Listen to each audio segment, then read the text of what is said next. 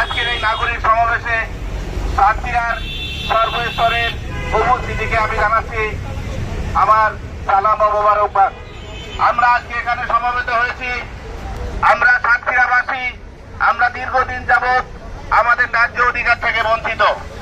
আমরা এর যুগের উপরে আমরা আমাদের কোন রকমের সরকারি বড় রকমের অনুদান, বড় রকমের বাজেট, বড় রকমের প্রতিষ্ঠান, বড় রকমের কোন রকমের উন্নয়নমূলক সংগঠিত হতে দেখিনি আমাদের উপজেলাতে।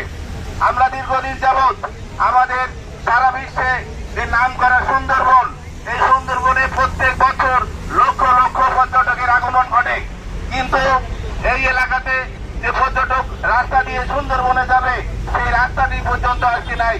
সেই রাস্তা দীর্ঘদিন যাবৎ চেষ্টা করার পরেও শুনেছি এই রাস্তার অনুমোদন হয়েছে, পরবর্তীতে টেন্ডারে শুনছি আবার সেই অনুমোদনের যেই বাজেট হয়েছিল প্রথমে সেখান থেকেও বাজেট কর্তন করা হয়েছে।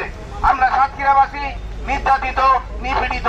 সাতক্ষীরা খুলনা বিভাগের মধ্যে একটি অত্যন্ত গুরুত্বপূর্ণ জেলা বলে আমি মনে করি।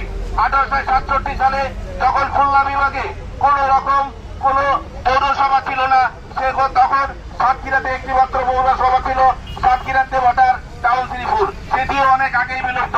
আমাদের সাতক্ষীরার আম এখন বিশ্বের বিভিন্ন দেশে এখান থেকে রপ্তানি হচ্ছে, কিন্তু আমরা আমাদের আমে রাখার জন্য, মজুত করার জন্য, প্রসেসিং করার জন্য কোনো আমাদের হিমাগারও নাই।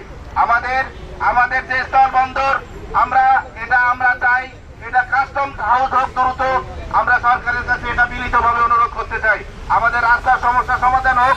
আমরা আরো একটি কথা বলতে চাই, আমাদের মধ্যে যে একটি মাত্র প্রতিষ্ঠান আছে সুন্দরবন টেক্সটাইল মিল, যুগের পর যুগ ওইটা পড়ে আছে, কিন্তু কারোর কোনো সরকারের মাথা ব্যথা নেই। এই সুন্দরবন টেক্সটাইল মিল আমরা অনেক আগেই চালু করতে পারতাম সরকারের সহায়তার মাধ্যমে, এবং সেখানে হাজার হাজার মানুষের কর্মসংস্থান হতো। আমি সরকারি কর্তৃপক্ষকে বিনীতভাবে বলতে চাই, আপনারা দ্রুত এই সুন্দরবন টেক্সটাইল মিলকে আবারও পুনরায় আগের রূপে ফিরিয়ে নিয়ে আসুন। আমি আর বেশি বিস্তারিত করবো না, এখানে অনেকেই আছেন। আমি সবাইকে আবারও বলবো, সবাই যে যার অবস্থান থেকে এই 7টি উপজেলার নিজ এলাকার উন্নয়নে নিজেদেরকে মনোনিবেশ করেন। 7টি উপজেলার উপজেলা সমিতি, 7টি উপজেলা থেকে আগত ব্যক্তিবর্গ, 7টি উপজেলা থেকে আগত ছাত্রগণ, পেশাজীবী সকলকে এবং সাংবাদিক ভাইদেরকে আবারও ধন্যবাদ জানিয়ে আমি আমার সংক্ষিপ্ত বক্তব্য শেষ করছি। আল্লাহ হাফেজ।